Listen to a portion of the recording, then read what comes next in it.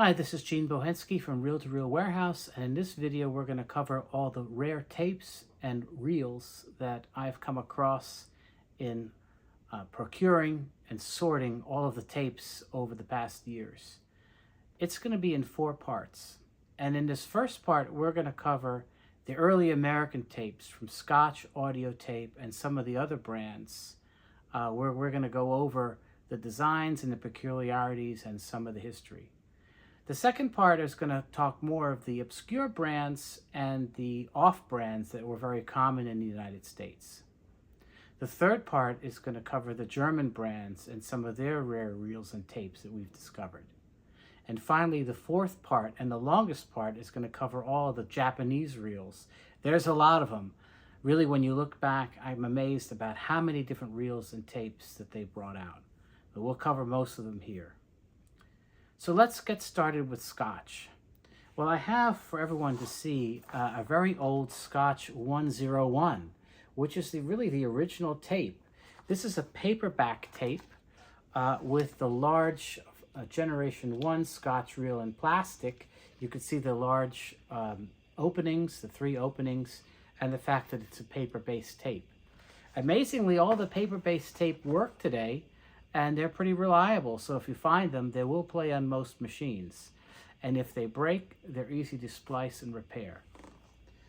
From there, this is what that reel looks like. This is the first generation Scotch reel. All the reels at the time had a very small hub, and there really wasn't a great way to slot the tape in, which is what they did for later generations. Let's look at some more of these tape boxes. This is an old Scotch professional tape box. It's also a 111. This is an acetate tape.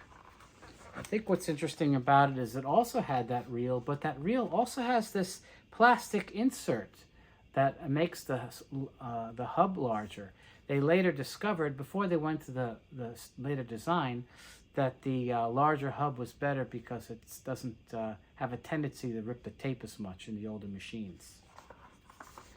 From there, here's the first box with the new design, which is related to the designs that made it through the 70s. I have one of those reels here, and it's kind of interesting because it doesn't have the 3 holes. It only has 1 hole. This is a very rare reel. They only made them for about a year, maybe in the late 40s, early 50s, for a very short time. But that's this version of this reel.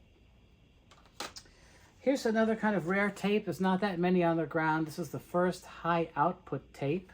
You could tell because it has the old Scotch reel inside and a brown oxide coating. It was really the first tape with actually a dark gray oxide coating. One thing that was very popular at the time, for a short time, were colored reels. And we have the Scotch reel in red, in orange, blue, and also in green. They also have actually what I call the 3rd generation design with kind of the larger inserts here. That's the 3rd generation. Some other rare tapes from Scotch just want to show you was a Super Life tape 220. This is a double play, which is also related to the double play Dyna range. Haven't seen many of these on the ground. This one actually is from Italy, and it has that classic Italian Scotch version of this reel, and it had the single thread in the reel. A couple of other rarities. There was also this first generation of a sandwich tape, the 282. This is the first time they actually had a 2-layer coating. The 1 layer was very robust. Not a very high frequency response on this one, but this was designed for really heavy use. Some other interesting tapes that were related to the original formulation of the 111 was the 138 and 139. These are the polyester versions in long play and standard play that were also low print through. There's not many of those on the ground. These are the last generation of them being made with the last 3rd generation reel. So that's all I have for now for Scotch. let's look at the next popular brand at the time, at the beginning of tape, was Audiotape. And Audiotape, I also will start with an audio tape that is made with paper tape. And that paper tape has this reel. This was the first audio tape reel, not many of these around. This is the classic 6-window reel without the good way to thread the tape. But this is also one of the original tapes. The blue box is for paper tape. From there, the audio tape brought out a 6-window reel. This is the next one. This is a little bit more advanced. It has a little bit better way to slot the tape in, but 6 windows. After 6, they went to 5. This is kind of a classic look to it. This 5-window reel. There are not that many on the ground. They stopped this in 63, 64 when they came out with their 4-window reel with their patented C-slot tape slot in here. That patent was dated 1964. You could look it up online. It's kind of funny that such a thing warranted a patent. But it was a big deal back then, 4-window reel, and very popular. This survey doesn't include metal reels, but they had a 3-window reel also with that light bulb design, and that was for the metal reels. Now, like Scotch, Audiotape was also a big fan of colored reels, and here we have them in green. We have a yellow reel. We have a red, a blue, and a pink. And I think there's another color that I found. So I guess people at the time were motivated by choosing the color based upon what content there was. Later on, they moved to a 2-window reel that has a C slot, and they even had a 1-window reel with the C slot. So Audiotape was really all over the place and had a wide range of different designs. So for the second part, I'm going to cover some of the obscure American brands and some of the off-brands.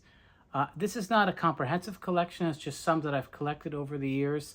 A lot of times they don't really save them because they weren't made by a lot of manufacturers, and there's not a lot of variety. But these have interesting reels and might be worth looking at. So let's look at a company, Silvertone. This was sold by Sears. This is their packaging. They had a 2-window reel, which was also shared with the Allied Electronics tapes, which I don't have there, but that also is a good potential that Allied Electronics made those tapes.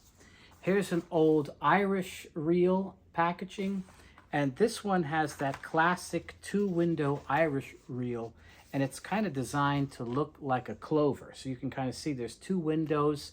There's the stamp Irish, and then there's a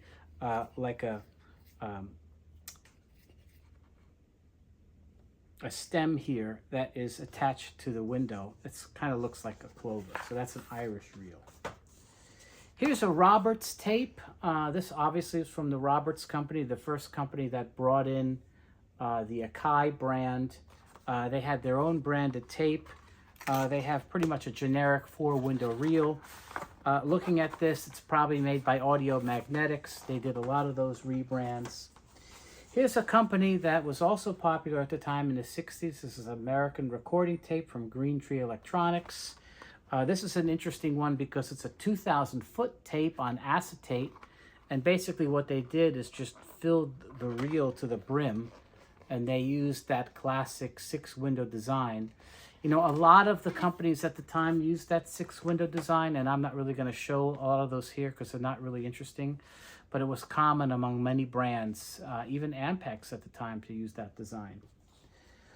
This is a Kodak tape. Now, Kodak I haven't really spoken about, but Kodak made a run in the 60s against Scotch to go after that consumer market. And actually, they tried to do that with a higher quality product. They did a couple of interesting things by having a higher quality box. They stamped the formula grade on the back of the tape, like many of the companies in Germany did. They also offered low noise tapes. They offered acetate tapes and polyester tapes. Their acetate tapes are famous for going bad really, really fast. And there's also some I've never seen before. There's supposedly some QP tapes, which are quad play, which are double play, which are very thin. They made those. They tried really hard. Actually, the quality at the time was high, especially for the polyester ones. But they also brought out their famous 3-window reel, which they really spent a lot of time on. They called it the most precision reel available. It's a one-piece reel. I've tried these on the machine. They run very true. They also built in a splice ability on the reel and spent some extra time to make the threading easy and also to be able to tell the time. I think it's a pretty reel. It's a unique design. Worth thinking about if you find any Kodak tapes. You see them occasionally in garage sales and in old lots. Another famous company is Soundcraft. They had their famous 4-window reel that you see a lot of. This was actually a pretty good Soundcraft tape. They made very high quality tapes at the time, and if you find them, they're worth using. They had a similar process, I believe, to Ampac's Ferrocene, because their tapes were very highly polished for the time, certainly better than the Scotch 150 and the Sony PR 150s and the other Japanese tapes at the time, and they have actually very low shedding. So if you find Soundcraft tapes, don't be afraid to use them. Here's a True Tone PVC tape. Never saw this before. There's not really much special about the reel. It's just a 6-window reel inside. This was the classic. I found one of these in yellow. This is this classic 6-window reel that is found in Shamrock and Ampex and all kinds of off-brands. Some of my famous off-brands that I really like, here's one that's called Galaxy. This is really a sophisticated product. Look, it has this slide-out packaging, and the tape comes out of this kind of this tube. It's also, again, just a standard 6-window reel. Actually looks like the same reel that American Recording Tape made. Maybe it was made by Green Tree Electronics. Here's some other classics. Sound tape. A lot of things like this found all over the place. Here's a Premiere recording tape. There's also drug fair recording tape. Imagine this, finding reel-to-reel tapes at drug fair. And this one has this also classic 3-window design that you find a lot in the time in off-brand tapes, all made by Audio Magnetics. There's another one here, Catch tape, which is kind of interesting. And last but not least, I think the only Canadian manufacturer of tape, which is Kramer Magnetics, brought out this Pan Canada tape, and they had a unique looking 3-window reel inside that's also worth some historical interest. And last but not least, one of my favorite reels. This was also an Audio Magnetics style reel that was found in Trax. It was found in some pick-pack tapes, which was also an off-brand, and was also found in the Wabash tapes, which means I think the Wabash tapes could have been made by Audio Magnetics. Anyway, an interesting reel design among many. It's not comprehensive, but there's some reels of interest for you guys. In this third segment, I'm going to show you some German reels that are a little bit interesting. And what's interesting in Germany is that there really wasn't a lot of reel designs that were produced over time. So they didn't have the same kind of variety that the other countries had. I just want to get started on like a classic design. This was a classic BASF design that they started with the large 3-window reels. Here's one in clear. Here's another one that is a little bit different in green. Now what's interesting is about these designs made their way through basically all the different companies. And what they did is that the design was changed, but they changed the little label inside. They didn't do this in the other countries. So Germany was the only one that put labels on their reels. And they did that to private label them, because here is a cording reel. Here's another one similar that is Schneider. And of course, AGFA used essentially the same exact design at first just with their logo embossed in the plastic. But there were many brands and off-brands, and they kind of all used the same design. They didn't have their own different designs. That came a little bit later. On the BASF side, everyone knows that classic BASF design, which is these three big windows. They did the same kind of thing. They private labeled this for a lot of companies. I have ones with Saba. I have ones with You, Her. They also did a famous one, ASC. They made their double play tape in the black reel. Same reel design, but just with the label ASC in it. So a lot of times you'll see basically the same reel design, just private labeled for different people. The BASF did bring out this other design later on in the 80s. It didn't last too long. It's not really easy to use. I personally don't like it. It has a single thread with the one hole in it to try to thread the tape in. Not easy to use. We sell them, but actually they went backwards for their later tapes. They went with their standard design. So go figure.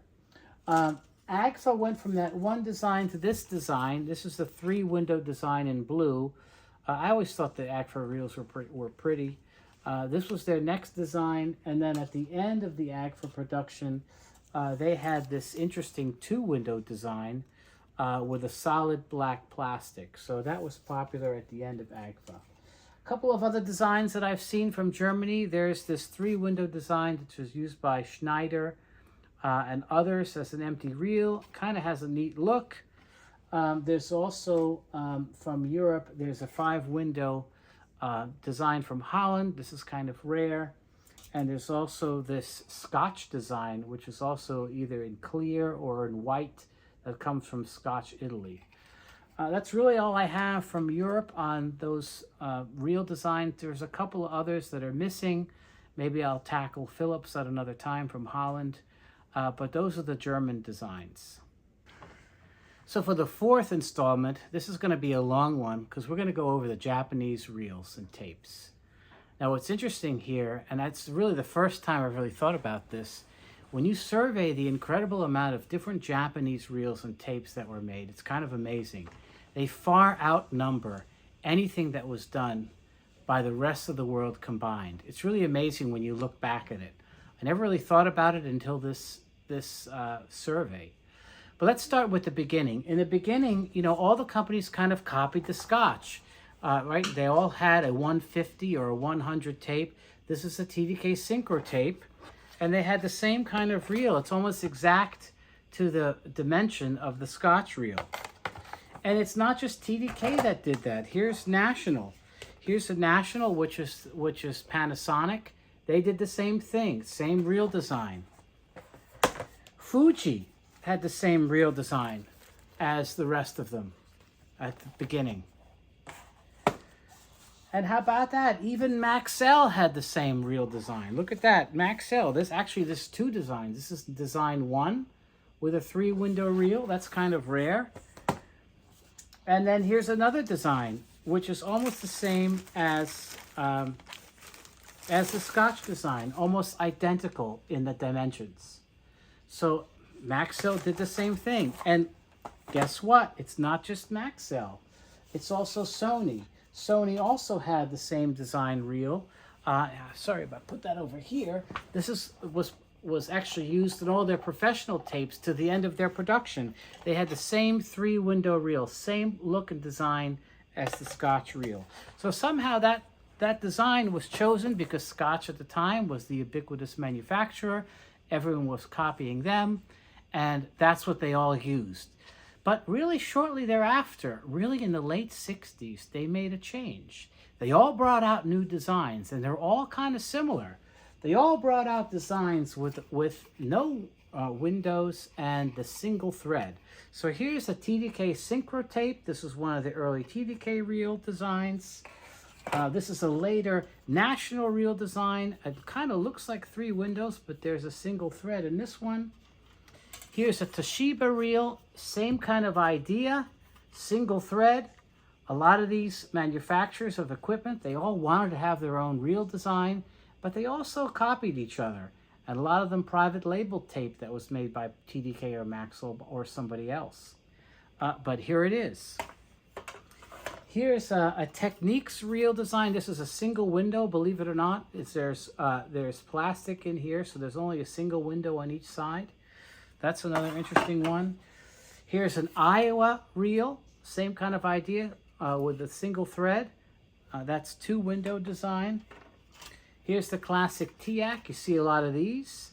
These were available not only in the single thread, but also in a large hub version. Here's the first generation of the National with the single thread. They were also found with reels of tape, the National brand. They just rebranded the TDK tape, either the S series or the Super Dynamic. Here's an old Hitachi reel with a single thread. That's also one of the originals. Those are also rare on the ground. So they did that a lot. You know, it's kind of interesting to see that there's also a rare Sony reel I found with a single thread. Kind of cool with a Sony tape logo on it. We sell a couple of these. They're very rare on the ground, and they came in this old design box. Sometimes you'll see some of those. So again, kind of interesting how they went in that design. It was basically all the manufacturers. And I have a couple of them here, some interesting things here. We have Toshiba tapes. Here's another Toshiba with the 3-window with this box. We also have another sound tape. This is a little bit later on. The Toshiba had a single reel. Actually, it looks the same as the TDK reel that is kind of common, but with their logo stamped on it. They probably private labeled the tape. A couple of interesting things about Maxell and Hitachi. You know, Maxell and Hitachi are the same company, and so Hitachi would bring out their own versions of the Maxell tape. Here's one of them with a large hub. They had their own design reel, even though they had the same tape as Maxell. That's an early large hub Hitachi. There's an early large hub Maxell, which you don't see on the ground too much, in a clear reel. Those are kind of rare. That was also done at the beginning. Later on, you know, they went, here's another Maxell tape with this box, actually has the 3-window reel in it. And here's another one, Maxell Standard. This is kind of rare. This is where they use the latest packaging. In Japan, you could get the standard tape into the 70s.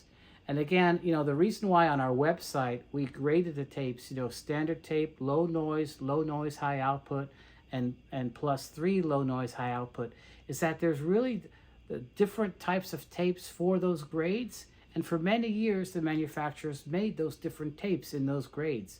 And they call them as such. They called Maxell low noise, Maxell ultra dynamic, low noise, high output, and of course, Maxell standard.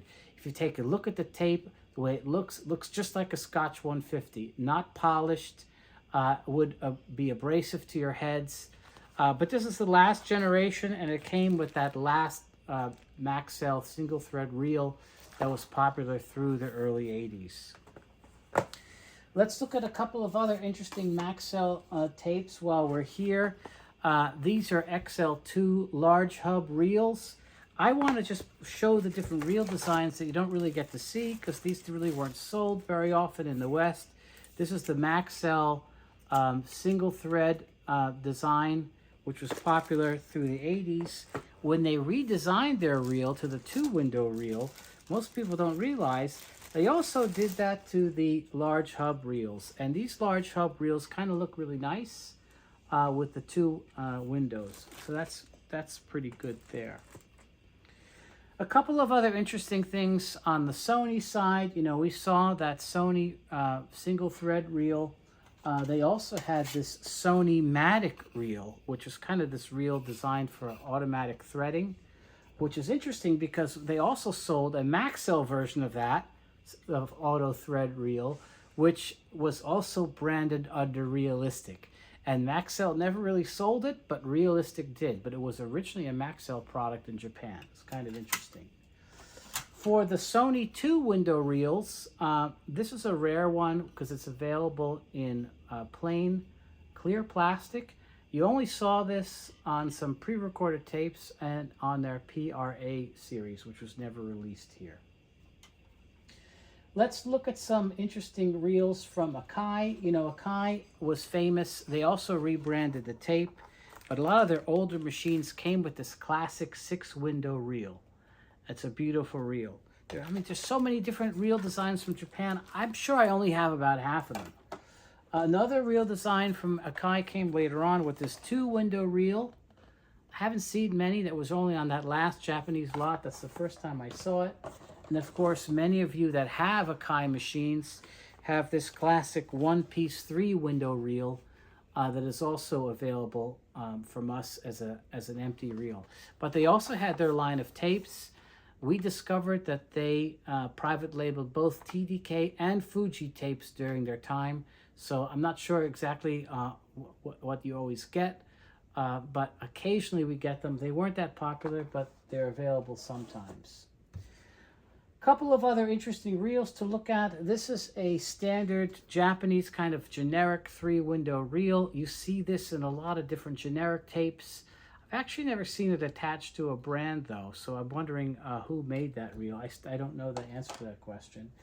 There's a company that's pretty rare on the ground for reel-to-reel tapes, and that's Denon. And they also had their own reels. They have their really own classic 2-window reel design. At this time, kind of at the end of tape production in the late 70s and 80s, all the manufacturers, they kind of went to 2-window shaded reels. Remember I was explaining how at the first they started with the copycats of the Scotch, and then they went to those clear single threads, and they went to some dark single threads. Then they went to dark 2-window reels. And there's the Denon version. From there, after that, interesting are the Fuji versions, because Fuji had a line of tapes, and their reels were like this. This was their first standard hub, kind of looks like this.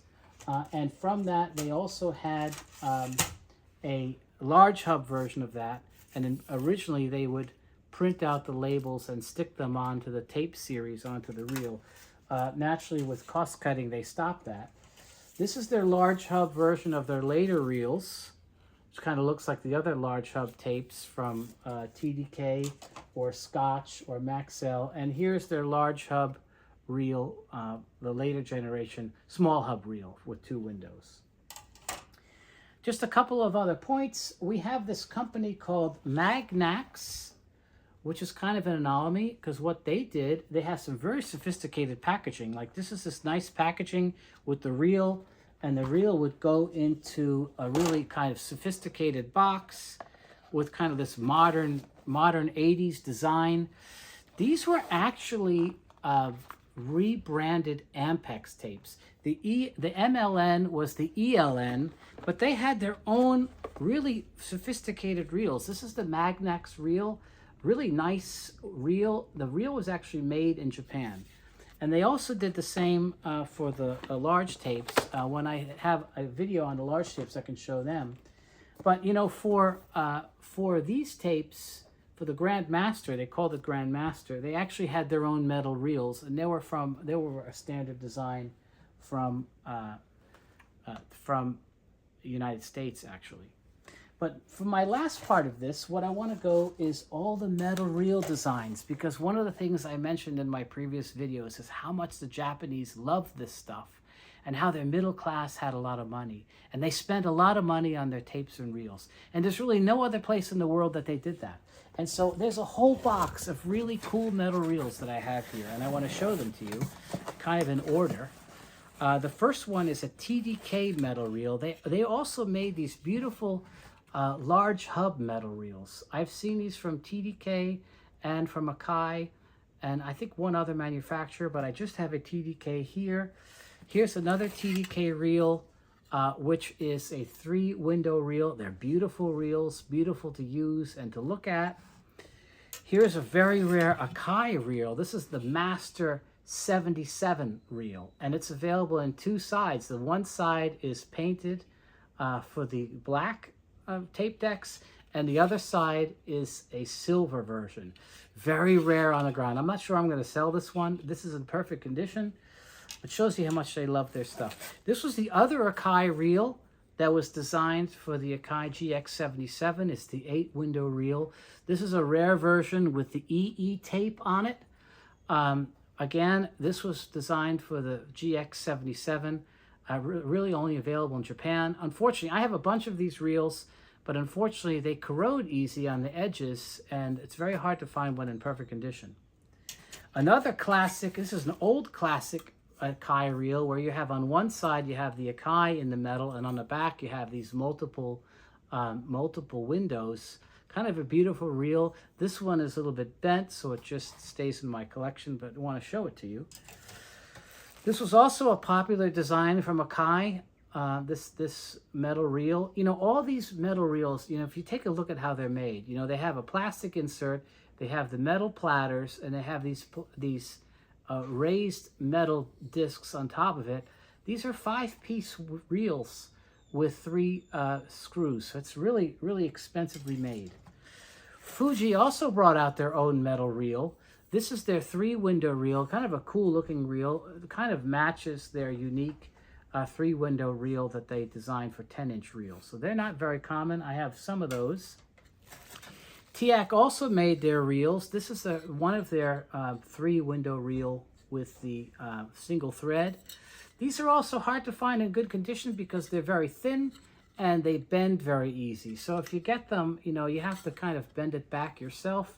We have a ton of these that are in bent form. You know, I don't really like to sell them that way because people complain, but maybe I will. I have a lot of these that came in bent, but that's par for the course. Here's another rare reel. This is the first generation Pioneer metal reel in 3-window. Later on, they had that 6-window reel that was designed for their 701 and 707 series. I don't have one here for this video. I just have this old Pioneer reel to show that it's one of the old classics. Now, last but not least, we have a lot of interesting Sony reels. Sony, again, they had a fascinating design with their reels. They had these classic 12-window reels. This is a black one. This is really pretty in my opinion. They came in many colors. I've seen them in red, in gold, in silver, and in black. I have a bunch of black in stock and a couple of silver in stock. Here's a silver one. There's also a one-piece one. This is a little bit different. You know, you see this design has 5 pieces. This one has 3 pieces, where you have just the full metal platter and the insert. Just to round that out, a couple of reels just to show you. We have some Scotch brand reels. These were sold in Japan and made in Japan.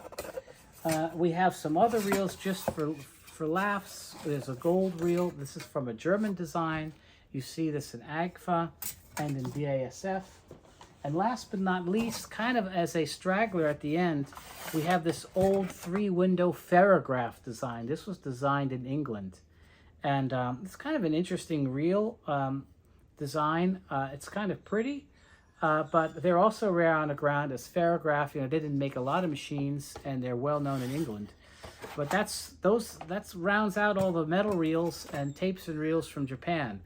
So if you have any questions, you know, give me a shout. Some of these are available on the website, some of them are not. If there's something you really like and you can't find it, you can always shoot me a message and I can see if I can get it for you.